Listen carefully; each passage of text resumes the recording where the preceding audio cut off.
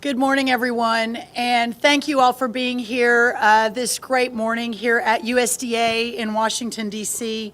I especially want to thank my colleagues from the administration, Secretary Pete Hegseth, Attorney General Pam Bondi, Secretary Kristi Noem, Counselor to the President Peter Navarro, the incredible governors who joined us today from Arkansas and from Tennessee and from Nebraska, whom you'll hear from.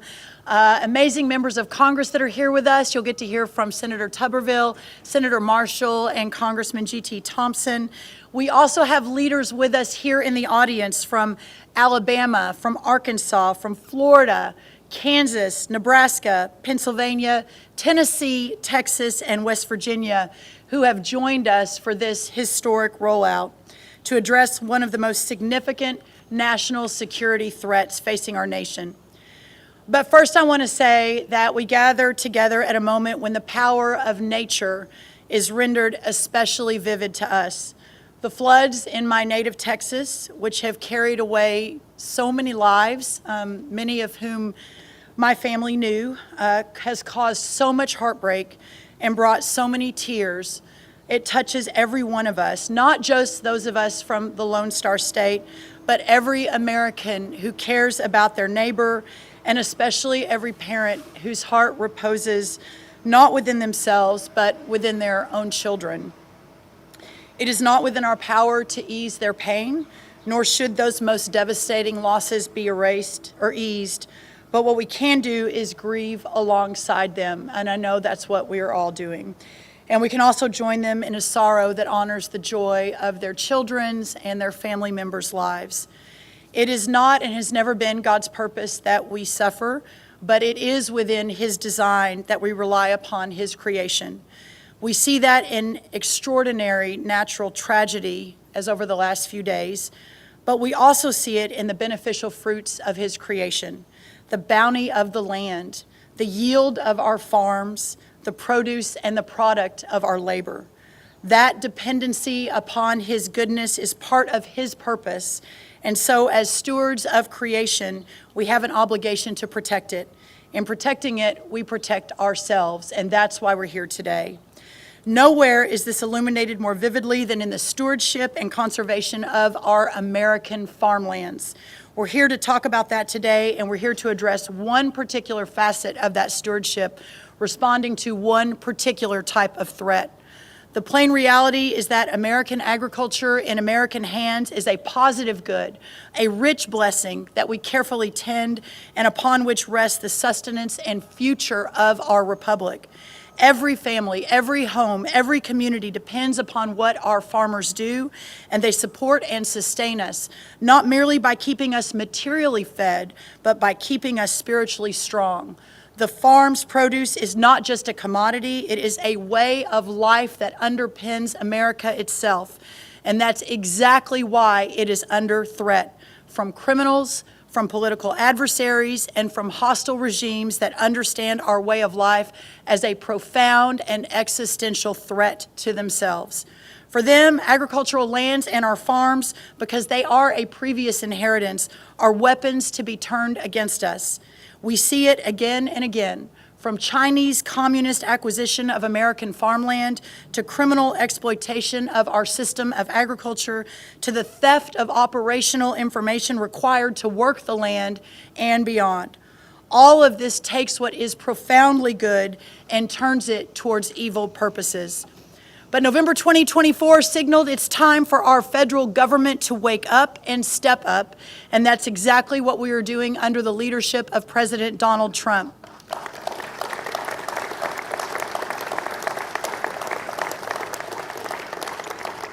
With this announcement today, we are taking this purpose and our American farmland back.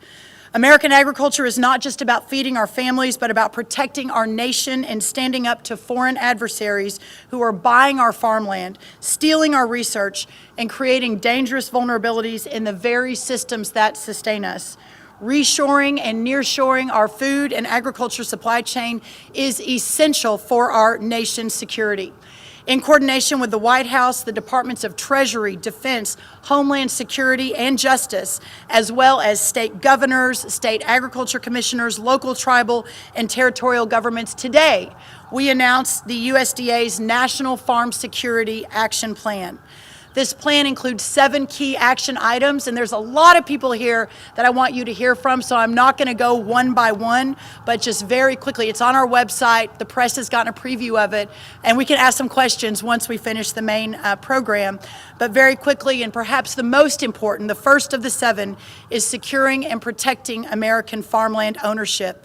Actively engaging at every level of government to take swift legislative and executive action to ban the purchase of American farmland by Chinese nationals and other foreign adversaries. Standing on the shoulders of great governors, 3 of whom are standing behind me, who have already been leading the way on this issue.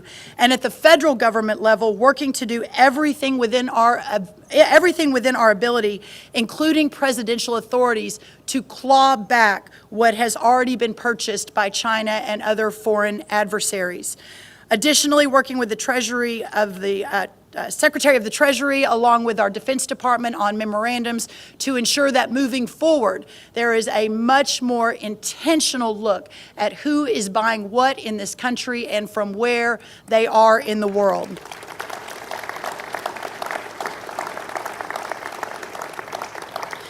Also enhancing our agricultural supply chain resilience, also protecting our U.S. nutrition safety net from fraud and foreign exploitation.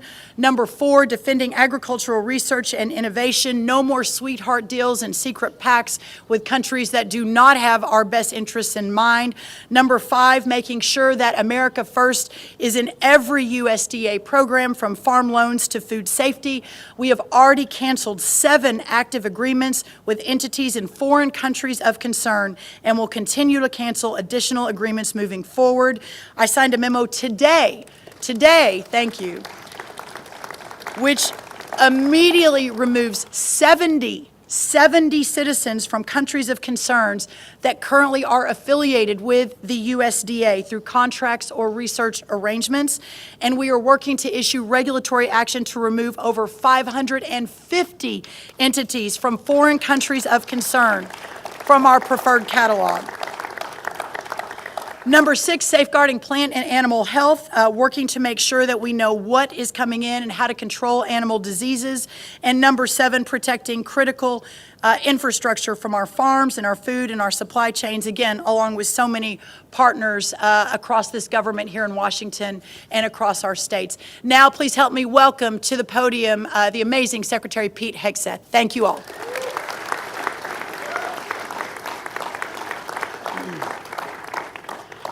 Well, Brooke, thank you so much for your incredible leadership on this issue. It's an honor to be here. It's a very important one. I think we're all here for 2 basic reasons. One, under President Trump's leadership, we're going to put America first. We have America, American land, American basing, American troops, American citizens. You have a Secretary of Homeland Security who cares about Homeland Security. You have an attorney, imagine that. You have an Attorney General that cares about justice. You have a Secretary of the Agriculture that cares about our farmland and our farmers. You have governors who've led the way, and senators and congressmen who now have reinforcements from an America First movement that it's about America First, but it's also just the application of common sense. As someone who's charged with leading the Defense Department, I want to know who owns the land around our bases and strategic bases, and getting an understanding of why foreign entities, foreign companies, foreign individuals might be buying up land around those bases. That's something I should be paying attention to on behalf of the American people, on behalf of my department, and on behalf of the president. It's common sense. And so food security, just like energy resilience, just like where we get our water, that's all national security, especially in a contingency. So we would be asleep at the wheel if we were not fully a party to an effort like this to ensure that our nation had the food supply it needs. But specifically, our troops have what they need on our bases, so that in those moments, you can rely on us here in the United States to provide that security. So no longer can foreign adversaries assume we're not watching. and we're not paying attention, and we're not doing something about it because we are. So, Brooke, thank you very much. Appreciate it.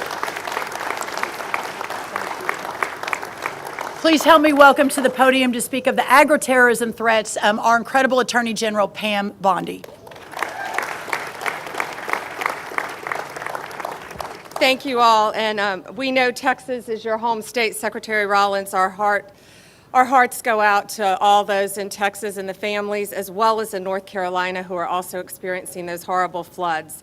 We're so happy to be here today to protect our farmers, our ranchers, and our ag community. Under President Trump, we are proudly putting our farmers first again. Thank you to our Congress, our governors, all of the great people who have gathered here today. My job is to make America safe again, which includes protecting our farmers who feed our families. The Department of Justice will use every tool at our disposal to secure, defend, and protect our ag community from threats. Our Environmental and Natural Resources Division has successfully defended the Forest Service as it manages our forest. We're also defending mining critical and strategic minerals, which is very important to our nation's security. We're cracking down on pesticide trafficking. And we are doing this by closing the southern border, working hand in hand with our great Kristi Noem, where illegal and highly toxic chemicals from Mexico were smuggled into the U.S., and the Department of Justice is prioritizing the arrest of those illegal aliens doing it. Additionally, our National Security Division is actively monitoring foreign threats to American agriculture. Last month in Michigan, this is very frightening, we charged 2 Chinese nationals for attempting to smuggle potential agro-terrorism weapons into the United States. Both of them have ties to the CCP. Just days later, we arrested another Chinese citizen for sending packages of concealed biological materials into the United States. It's going to stop. FBI has opened over 100 bio-smuggling investigations in recent years. We will prosecute you. We will hold you accountable. Thank you to everyone who is here today, especially Secretary Rollins, Secretary Hegseth, all of our good friends governors, my good friends Governor Huckabee, and all of us will never back down from supporting our American farmers. God bless you, and God bless America. Next, the incredible Homeland Security Secretary Kristi Noem, everyone.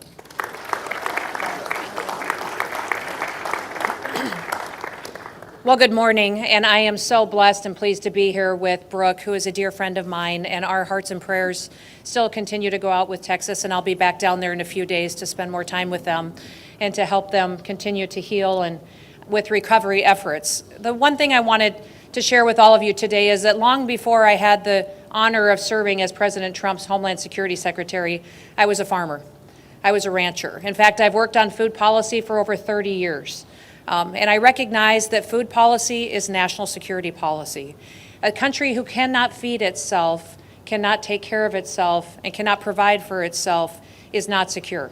And that we have to be able to feed ourselves to make sure that no other country ever controls us. And I've watched for decades as evil foreign governments, including China, have come into this country and they've stolen our intellectual property. They've manipulated their currency. They've treated us unfairly in trade deals. They've come in and purchased up our processing companies, stolen our genetics. In fact, I've worked in this building off and on commissions and projects and laws and different statutes to ensure that China did not completely take control of our entire food supply chain, recognizing that the United States of America would be in jeopardy if that ever were to happen. I've watched them come in and establish a presence in stealing our chemicals, in providing our fertilizer for us. And so 2 years ago, when I served as governor of South Dakota, we passed a law in our state that said China and 6 other foreign evil governments would never own our farmland. And I'm very proud to say that in South Dakota, China does not own any of our land, nor will they ever own any of our land. While I served in Congress, I worked hard to put in programs that would help manage risk for farmers. I tell people all the time, farmers are the biggest gamblers that I know. They go to a bank oftentimes and they have to borrow money to buy land.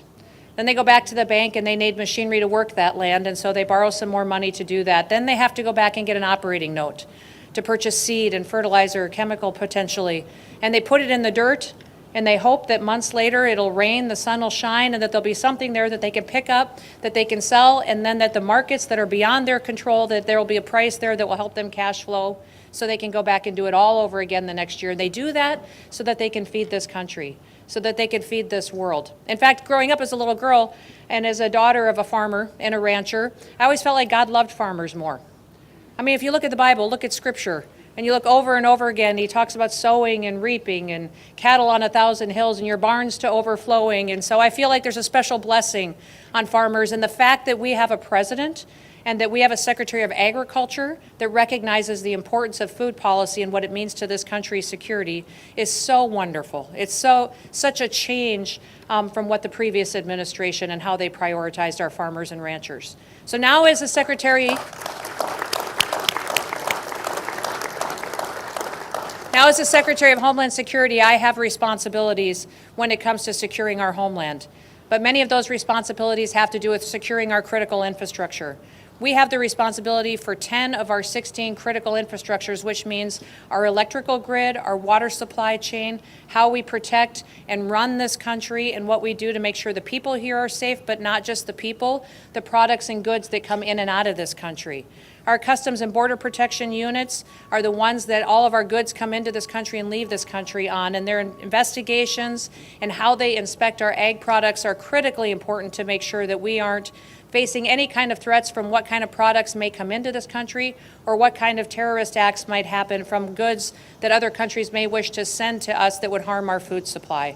We will continue to make sure that we have the systems in place, the people in place, the experts in place, and the policies in place to make sure that this country always feeds itself, and that we always have the ability to grow our own food, and that we rely on no one else to feed the people of the United States of America, because it is a national security issue when a country cannot provide for itself. And we will never let any other country control our food supply or control our people, because we will always be the great United States of America. Thank you.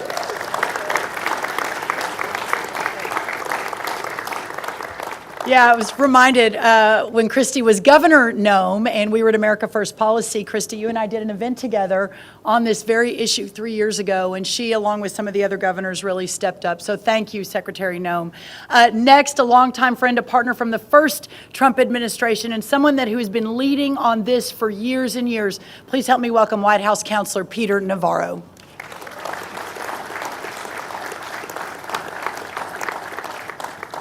What a beautiful day to be out here, and it's difficult, I think, for a lot of Americans to wrap their head around what we're talking about today. We're such a good and kind nation that has done so much for the rest of the world over so many decades, including fighting 2 world wars on behalf of the rest of the world. But this is so serious an issue. The Art of War, a book, Sun Tzu, centuries old, says that the acme of warfare is to win without firing a shot. You fast forward to a book that was written by 2 high-ranking military officials in China called Unrestricted Warfare. And you understand that we are indeed in a new world where kinetic warfare is not the first choice of our rivals anymore. Rather, it is things like sending us seeds or trying to steal our seeds or trying to change the seeds. It is acquiring our supply chain in agriculture. It's setting up spy shops on land next to military bases. Do you remember when that balloon, it was just a weather station? We seem so naive about so much of this, when in fact we have nations and bad actors trying to do bad things using our supply chains now as weapons. The world changed yet again on April 2nd, when the Chinese embargoed critical minerals, not just on us, but for the rest of the world. The Russians now embargo things like neon and helium and uranium as a tool. So we must be clear-eyed about the threats, and I just have to congratulate Secretary Rollins for taking leadership on an issue which has been troublesome for years. And we have governors here, like Kristi Noem in South Dakota, just leadership on that. She was doing that before anybody was paying attention. We're going to hear from Governor Huckabee. Arkansas has led the way on this issue at the state level, even as the federal government has been silent about it up to this point. The last thing is big things like Smithfield Foods. I don't know if you know this, but this one really troubled me when it happened, but the Chinese bought Smithfield Foods and basically control about 1/8 of the world's pork supply now. And we worry, we've had food inflation. We worry when things happen that can be part of that. And then the other key purchase which we allowed them to do was Syngenta. Well, what is that? It's a seed company. And in a world of ever-changing pests and things like that, and climate differences about where water is and things like that, seeds really can be the revolution that keeps the world fed. And China now owns a key part of that. So what Secretary Rollins is doing today, it's a historic day. She's putting down the marker that the United States is no longer going to tolerate the attacks on our agricultural system, not just the land, but the supply chain as well.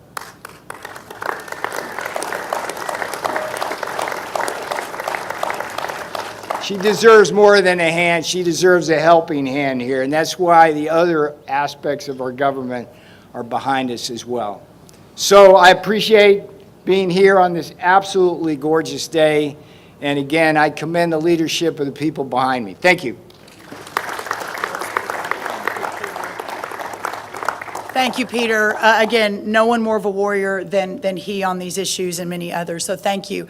Next, also from the first Trump administration now, the governor of the great state of Arkansas, who another leader in this area. Please help me welcome Governor Sarah Huckabee Sanders. Good morning. It is incredible to be here and be joined with people who really understand what it means not just to love our country, but to be willing to do things that actually preserve, protect, and allow us to pass on what makes our country so great to the next generation. And that's exactly what you see in the collaboration of the people that are gathered behind me. I'm so proud of the fact that Arkansas was the first state in the country to kick a Chinese-owned company off of our farmland and out of our state, and we made them pay for it, very Trump-esque.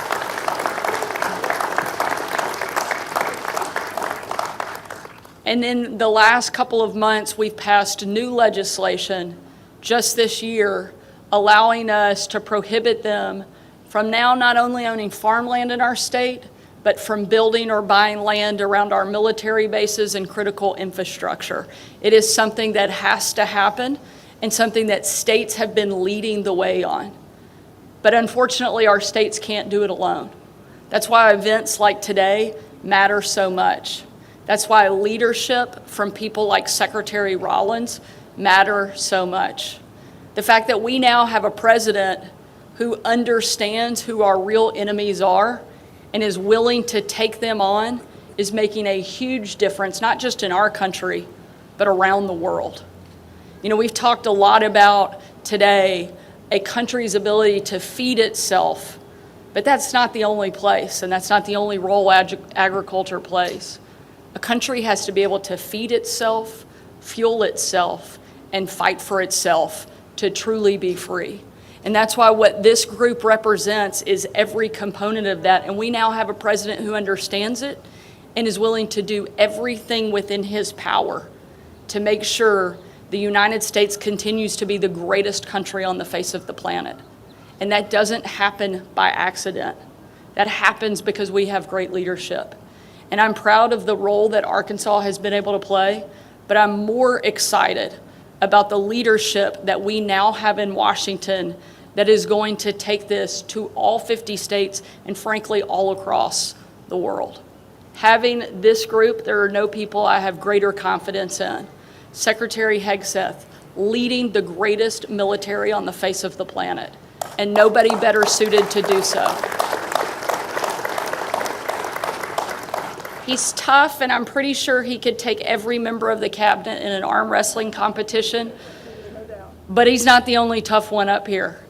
There's no chance that China has going up against my friends Pam Bondi, Kristi Noem, and Brooke Rollins. They are not only the toughest women in Washington, they're some of the toughest people in all of America. And this group of people, under the leadership of President Trump, is not only going to protect our great country, but they're going to make sure that we have the ability to pass it on to the next generation behind us. I'm so grateful for their leadership, so thankful I get to be part of an effort that is going to make sure that the freedom of our country is protected and preserved for every single American to enjoy. Thank you for letting us be here, and thank you, Brooke, for putting this amazing event and this great plan together to help our country. Thank you so much.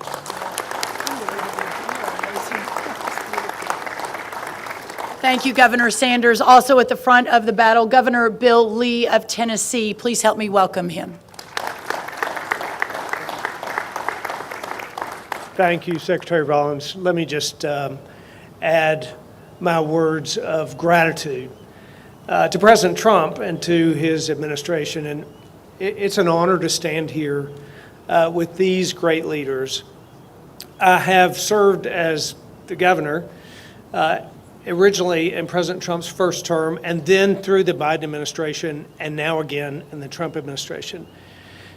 During the years when President Trump was not in office, and governors like myself and Governor Sanders and Governor Pillen were working individually to secure our farmland. So in Tennessee, we have passed laws that prohibit ownership, that require divestment if found, that impose strict penalties for those foreign adversaries who take our property.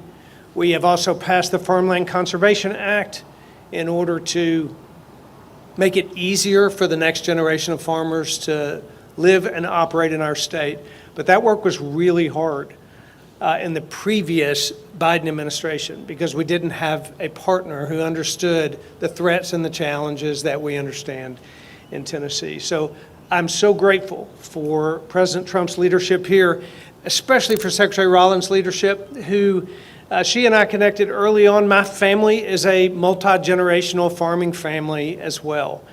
And I understand that when my grandfather was farming in Tennessee, the issues that we're talking about today didn't exist. But for my grandchildren who live on our family farm in Tennessee today, we understand that our farmland is not just dirt. It is our national security. It is our economic future. It is our children's heritage. And it is under threat. And the leaders here recognize that. And we've taken steps at the state level, but now, refreshingly, we have an administration and multiple cabinets who are coming together collaboratively with governors across the states and making sure that America's future is preserved for the next generations. Thank you.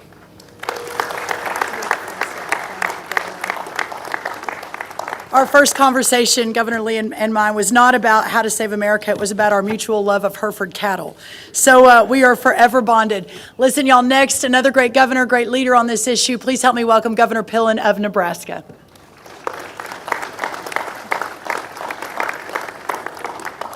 Well, good morning, and just an incredible shout out to everybody in the cabinet and Brooke and her incredible leadership, and a great thank you for President Trump assembling what I view as extraordinary leaders across all of the cabinet to absolutely make America great in a special, special place. This is very, very touching for me to have the opportunity to be here. I'm the 41st governor of Nebraska. I'm the first governor that's made my living from agriculture in 100 years.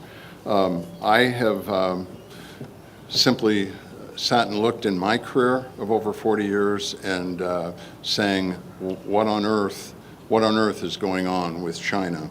I believe this. I believe in family farm security. I believe in food security, and that equates to national security. Nebraska is doing its fair share. I believe we need to do more than our fair share. So our first year in 23, we were able to pass legislation that took all Chinese equipment off of all telecommunications across the state. That was the first step. Second step was making sure that no land is purchased by any foreign adversaries in the state of Nebraska. Third step is simply that we have direct conversations with companies that are from China. Peter Syngenta called me, wanted to come to the Capitol and have a meeting, and I said, I have no interest in having a meeting, have no interest in you being in Nebraska. My suggestion would be to leave. My suggestion would be to get a different job. I'm really, really proud to announce that Syngenta has sold their business in Nebraska to a family-owned genetic company from the United States. So we're really excited about that. I think that what is really, really important is I think back on 40 years of things that have gone on that has never made sense. It's really important that the leaders behind me, that we continue to have the courage and the wisdom to never back down and to stand up and protect our land and protect our families, because we all in agriculture risk. We talk about gambling, Kristi, we all risk everything we have every single day to put food on the grocery stores. And then lastly, I'm really, really excited about Secretary Rollins and her understanding and work in terms of foreign animal disease, because that's another risk where adversaries could have a great impact. These are issues that are really, really important, and none of us can ever give up. It's a privilege to be here. Thank you.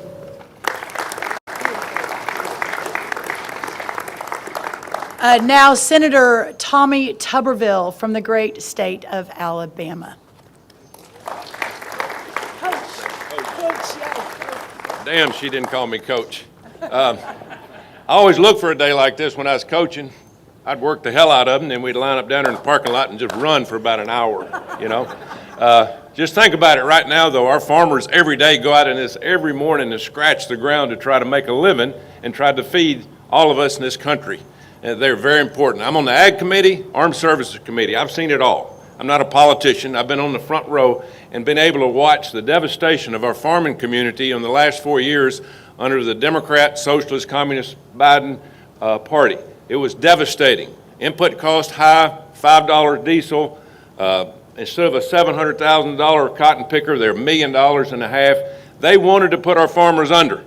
We lost 150,000 farms and 25,000 farmers in the last few years. Folks, we are in trouble in ag, really trouble. And we just tried to help them with reference prices in the big, beautiful bill we just passed, but they're going to need a lot of help. They are scratching and clawing just to make a living. Thanks for Brooke putting this on. China is a threat. They're not a threat. They are dominating us in almost everything that they do, because we've set back and the politicians have been counting their money instead of doing what's right and helping this country stay in the front. We've got to be number one. We can't be number two. We've got to fight back. They are coming into our country and buying our farmland. In my state of Alabama alone, they own 2.2 million acres of farmland. That's right, in Alabama. Foreign adversaries. It's embarrassing of what we've done. Now, don't blame the farmers. The farmers have to make a living, and if they can't make a living, they have to sell their farmland. The Biden administration forced our farmers to sell their farmland by all the things they did to them. It's a disgrace. Brooke is going to bring that back. President Trump's going to bring that back. The one thing I'm trying to do is I'm trying to pass the Farm Act, Foreign Adversaries Act. What is that? We have a group in this country called CFIUS. CFIUS is a group of cabinet members that determine who buys what if it's a foreign sale. I mean, they all get together and they look at it, whether it's a steel company, whether it's farmland, whether it's some kind of business. That's what CFIUS does. And it's made up of high-ranking cabinet members in the White House. Who is not on there? The Secretary of Agriculture. What the hell are we doing? I mean, how far behind are we? We have to get the Secretary of Agriculture on CFIUS to protect our farmland. If we don't do it, we're going to continue to lose at the end of the day. So, thanks for being here. In a few minutes, we'll line up down in this end zone, and we're going to start running this way until I get tired of watching. Thank you very much. God bless you. Oh, Coach, thank you so much. Next up, Senator Roger Marshall, then Chairman G.T. Thompson of the House will close it out, and then we'll answer a few questions. Please help me welcome Senator Roger Marshall. Thanks. All right. Well, good morning, everybody.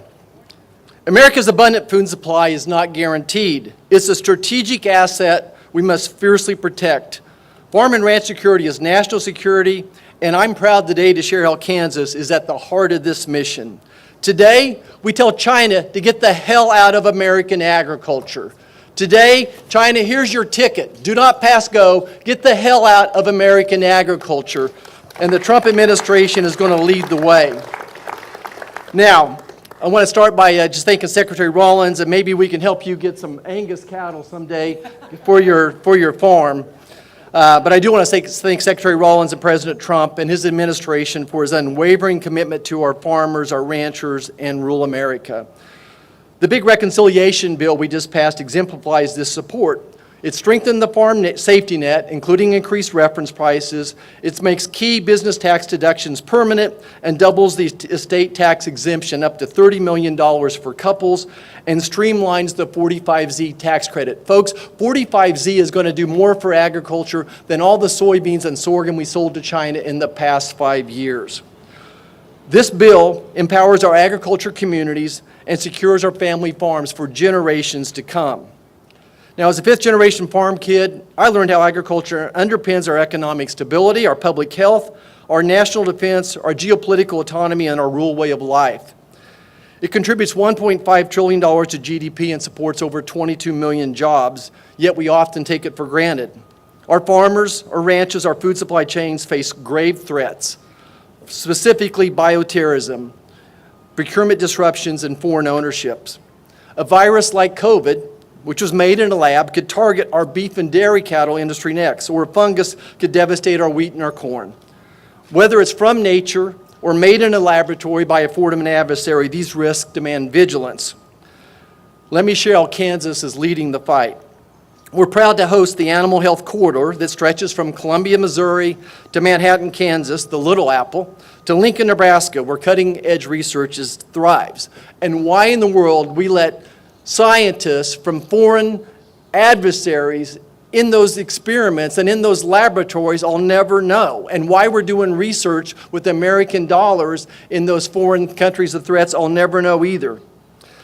I want to thank President Trump. In his first term, he welcomed USDA's Economic Research Service and National Institute of Food and Agriculture to Kansas City, which complements the National Bioagro Defense Facility in Manhattan. This synergy makes Kansas a global hub for agriculture innovation. Our strength lies in our collaboration. By uniting public and private sectors with land-grant universities like my alma mater, the fighting, ever-fighting, mighty Wildcats of Kansas State University, we're building a resilient food supply. There you go, Coach Tuberville. Let's go Wildcats. I want to just commend the Department of Defense and all the agencies up here today for your joint efforts to combat diseases like avian influenza, screwworm, and foot and mouth, protecting our farmers and communities. And finally this, let me just concur with Coach Tuberville that I'm going to champion for the Secretary of Agriculture to be part of CFIUS. President Trump could appoint her, and Congress can make that legal for years to come as well. That's the best way to counter these emerging threats. Think about it. China right now owns land next to Whiteman Air Force Base, where our B-2s were launched that did just a spectacular job of, yes, obliterating Iran's nuclear armament. They own land next to Fort Riley, Kansas, home of the Big Red 1 1st Infantry Division as well. We need someone who thinks agriculture when they wake up in the morning and they go to bed and they think of agriculture as national security. Again, we can't take our food supply for granted. Kansas is leading the way, but it takes a national resolve to protect our farms, to fortify our biosecurity, and keep America's food in Americans' hands. Thank you so much. God bless us. Have a great day. Thank you. Quick announcement, as of this afternoon, I will be officially a member of CFIUS, so that is happening. Yeah. Just an incredible team at USDA and our great Treasury Secretary, Scott Bessent. Finally, from the amazing agriculture state of Pennsylvania and Chair of the House Agriculture Committee, please help me welcome G.T. Thompson. Good morning, everybody. What a glorious day. A great day for making hay, and a great day for making history. For making history in terms of making sure that we are taking these next steps to secure both farm security and food security, which quite frankly is national security. As chairman of the House Agriculture Committee, I'm so appreciative to President Trump, to Secretaries Rollins, Hegseth, and Noem, as well as Attorney General Bondi for their recognition that food security is national security. In the Agriculture Committee's preparation for the Farm Food and National Security Act, we identified threats to food security impacting America's #1 and most essential industry, which is agriculture. Our farmers are on the front lines of food security, and that is essential to our national security. America's farm families are facing serious challenges, from foreign threats to our farmland and the theft of our intellectual property, to high energy costs driven by out-of-control inflation from the previous administration, market instability, poor SNAP integrity, crushing taxes, extreme weather, and an often unreliable workforce. All of these make life harder for America's farm, ranch, and forestry families, and jeopardizes our country's food security. I want to thank President Trump for using every tool at his disposal to make America's food supply safer. The One Big Beautiful Bill included a historic investment in our agriculture value chain, including provisions from the Bipartisan Farm Food and National Security Act. The One Big Beautiful Bill includes investments to strengthen our livestock biosecurity from foreign animal disease, as well as delivers major tax relief, shields the next generation of farmers from the death tax, supports affordable energy policies that keep family farms running and food prices low. It includes historic integrity measures for the SNAP program and so much more. But there's still a lot of work left to be done. On behalf of the House Agriculture Committee, I look forward to partnering with Secretary Rollins and others across the administration on this important initiative. Farm and food security is national security. Thank you to President Trump and this dynamic cabinet team for your commitment and your leadership. God bless and thank you so much.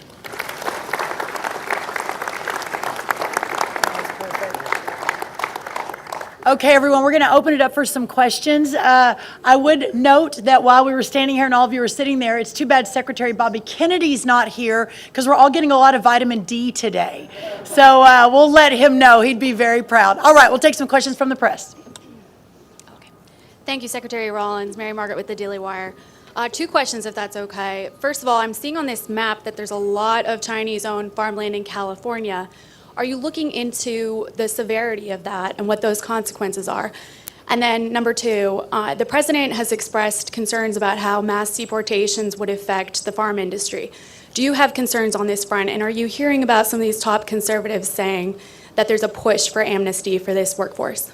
Well, thank you for those questions. The first thing I'll say on California, and I'd love for anyone else to join me if they have thoughts on that, is this, that a lot of people said, well, look at the red states are the ones leading the way. The red states are the ones that are banning the Chinese-owned farmland, and this is true. But I have to believe that even the Democrat governors and even the blue states realize what a massive threat this is to national security and how important it is. So we plan to work with everyone, no matter which party, no matter which side of the aisle they're from, to ensure that the people of this country and our agriculture farmland is protected. The second question, I appreciate you bringing that up. There's been a lot of noise in the last few days and a lot of questions about where the president stands in his vision for farm labor. The first thing I'll say is the president has been unequivocal that there will be no amnesty, and I think that's very, very important. I and the rest of our cabinet certainly support that, effectuate that, and make sure that happens every single day. The second thing, to your question about mass deportations, the president and I have spoken about that once or twice, and he has always been of the mindset that at the end of the day, the promise to America to ensure that we have a 100% American workforce stands, but we must be strategic in how we are implementing the mass deportation so as not to compromise our food supply. Ultimately, the answer on this is automation, also some reform within the current governing structure. And then also, when you think about, there are 34 million able-bodied adults in our Medicaid program. There are plenty of workers in America, but we just have to make sure we're not compromising today, especially in the context of everything we're thinking about right now. So no amnesty under any circumstances. Mass deportations continue, but in a strategic and intentional way as we move our workforce toward more automation and toward a 100% American workforce. And ultimately, it's the wonderful members of Congress behind me who are taking this on the fixing the current immigration system. So thank you so much. Madam Secretary, thank you. First of all, condolences, thoughts, and prayers to all the folks back in Texas, near and dear to your heart. A couple quick thoughts. Congratulations on the success of getting at least partially, the death tax repealed in the BBB, because as we all know, it affects farmers disproportionately to a great extent. Congratulations on that. Also, egg prices today, just right now, hit $2.49 a dozen. A clear 55% below the failed Bidenomics egg price. And we all know it's not just about eggs, but it has become a metaphor for inflation. So congratulations. Thank you. Because food inflation is coming down. That's a testament to you. Thank you. The thought and the question follow-up is, what a great group you put together here. Wonderful, wonderful idea. Surprising it hasn't been done sooner here. So the question is, has President Trump talked to you about this group, number one? And I guess equally as important, have the Chinese government, either officially or unofficially, reached out to you about this program? So the first thing I'll say, and I appreciate that so much. Who are you with? It's Eric Bowling. I'm with That's the right. Bowling Show. Eric, thank you. And with the Bowling Show, it's great to have you, and thank you for making your way. I would like to note, and it's not lost on you, Eric, but I want to make sure everyone understands, this cabinet and this administration is different. That in previous administrations, I don't know that you would ever see 4 cabinet secretaries, a counselor to the president, one of the most steadfast, loyal patriots who've stood beside him, Peter Navarro, ever come out together on a morning in 100-degree weather and talk about agriculture farmland. But we are all in this together, and the president has been resolute in ensuring that we do everything that needs to be done to protect the homeland. So I'm very, very proud of that. On the second question, I don't want to get ahead of the president, so I won't answer that. One of the chief lessons I've learned over many years is never get ahead of President Trump. But there is no doubt that he, our cabinet, our administration, our friends across the country are acutely aware of this issue and doing everything we can to solve for it. Eric, thank you for being here. Next question. Thank you, Secretary Rollins. Jackson Richmond with the Epoch Times. Was Secretary Rubio consulted on this, given the national security aspect of this? And then was the CDC consulted, given the bioterrorism aspect of this? Yes, all of the above were consulted. To get to this point, a little bit of sausage making for everyone. It's not just we throw an event together and here we all are. The layers and layers and layers of work to go through all of the agencies is of utmost importance. And what I have learned now in a little bit of my time in government is that often, and this is the reason you don't see the ball moving down the field very often. The amount of effort it takes to integrate and work, and the long nights and the sleepless nights, especially by our team, our incredible Chief of Staff, Kaylee Buller, is the one who's really been driving this alongside the rest of our team, is really inspiring. So yes, they've all been consulted. Everyone has been incredibly supportive to get to this point today. But what I would like to say as well, and thank you for that question, is that this is just the beginning. Today is the first step to get us to this announcement as we begin this important work. You'll be hearing a lot from us on this over the next 4 years, and some real metrics in place that we're putting, like how do we measure our success? And I think that's what makes this administration different. So thank you for being here. Love the Epoch Times. And next question. Yes, Philip Rasher with AgriPulse. I have two questions. One, following up on the immigration question. The president has continually said that he wants to give farmers some kind of temporary pass. Could you define what he means by a temporary pass? Does that mean ICE won't go onto farms for a certain period? What does he mean by that? And the second question is, what are you going to do at USDA with regard to the remaining property owned by Syngenta and Smithfield Foods, which is a large portion of this Chinese-owned land? That's right. Well, the second question first, as we discussed earlier, and Mr. Navarro again, and he and his team over at the White House, amongst many others, we are looking at every available option. There are multiples of options. You'll likely see an executive order on this very soon from the White House, and we'll be looking at multiple different authorities within the federal government to begin to claw that back. So that's what I'll say about that. Again, I think I answered the second question, where we are on farm labor, a little bit earlier, but what I will say is that Lori Chavez DeRimmer is our Secretary of Labor, and the H-2A visa program, all of the programs that inure to moving in seasonal ag workers are under Secretary Chavez DeRimmer. She has been working around the clock with her team. I think we'll probably hear a little bit more about this today, and the conversations will continue, but I can't underscore enough, there will be no amnesty. The mass deportations continue, but in a strategic way, and we move the workforce towards automation and 100% American participation, which again, with 34 million people, able-bodied adults on Medicaid, we should be able to do that fairly quickly. Thank you. One more question.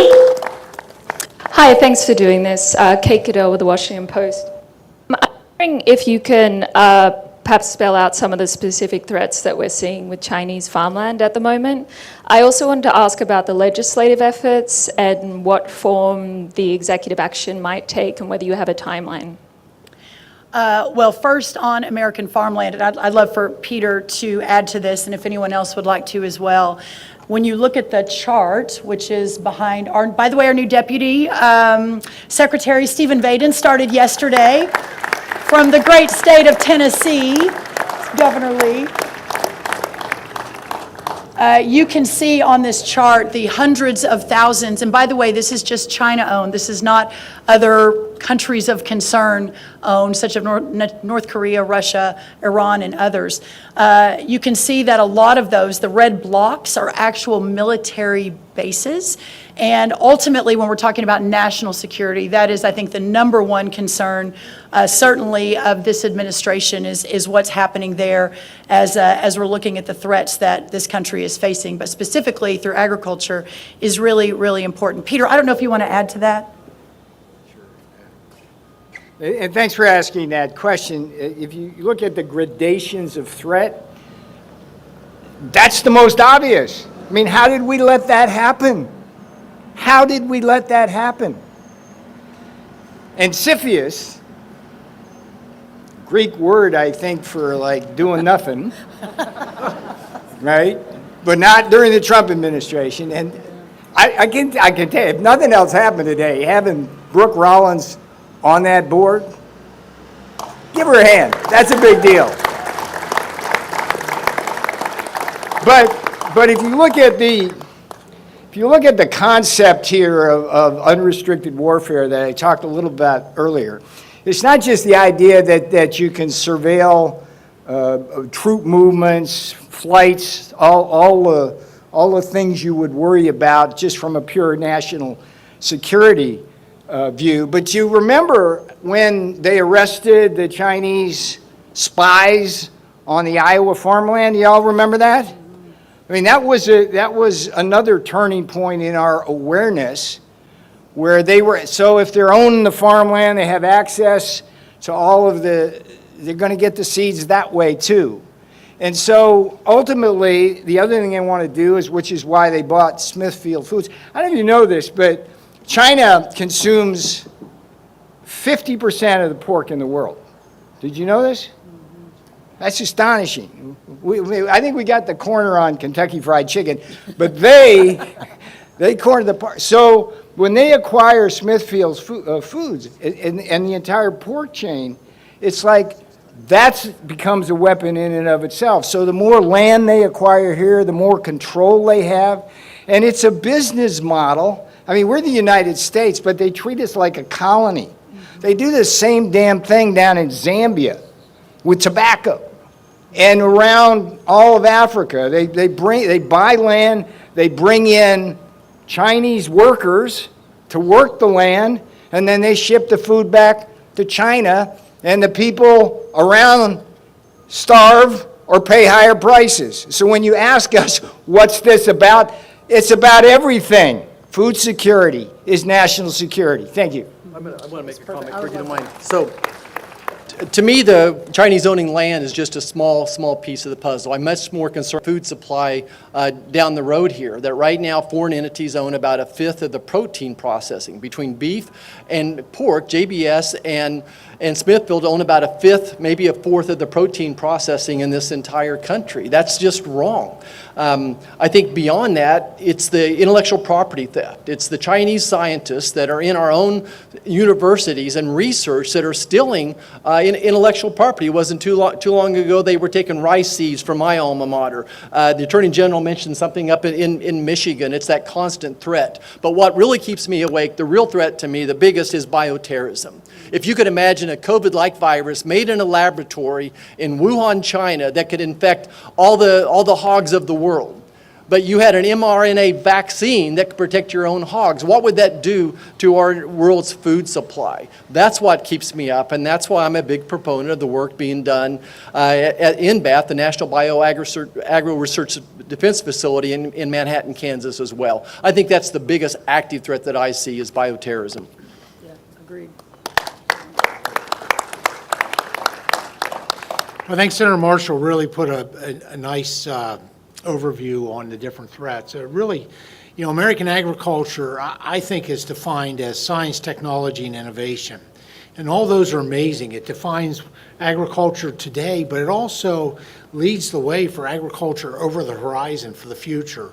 But it can be very vulnerable if we don't protect that. And in the past, we haven't provided protections for that. The science, the technology, the innovation that comes out of this great country, out of this essential industry. And I think the fact that today we're declaring that food security is national security, farm security is a part of that.